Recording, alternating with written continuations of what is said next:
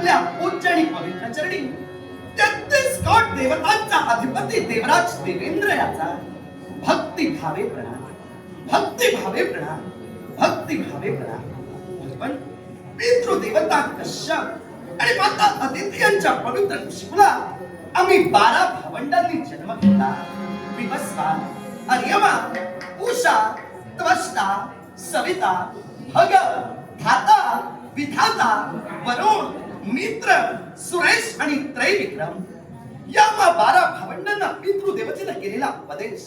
बाळानो, गरुडानंतर पुनश्च भरारी नाही, साधू नंतर कृपा नाही, आईनंतर वात्सल्य नाही आणि नर जन्मानंतर पुन्हा दुसरा जन्म नाही. पितृदेवतेच्या मुखातून निघणारे शब्द आमच्या काळजाचा वेध घेऊन गेले आणि उज्ज्वल भवितव्याचा मार्ग स्वीकारण्यासाठी आम्ही भक्ती मार्गाची कास धरली.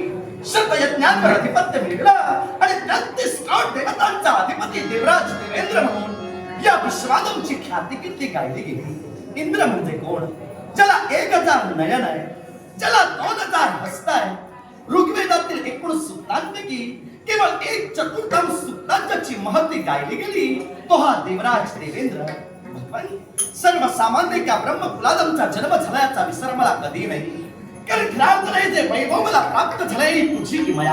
आणि म्हणून देवा, देवतांच्या या 100 योजने रुंदीची आणि 150 योजने लांबीची देवसभा, या देवसभेत आल्यानंतर देवा तुझं पवित्र नाव घेतल्याशिवाय देवतांच्या या सुवर्णमय राजसिंहासनी राजासून सुद्धा कधी अधिष्ठित झालो नाही. देवा देवा तुझा शुभमंगल आशीर्वाद सदैव माझ्या पृष्ठभागी असू दे एवढी भगवंत तुझ्या पवित्र पदकमली माझी सविनय प्रार्थना, सविनय प्रार्थना, सविनय प्रार्थना. सर्वेश नटला जगिया, सर्वेश नटला,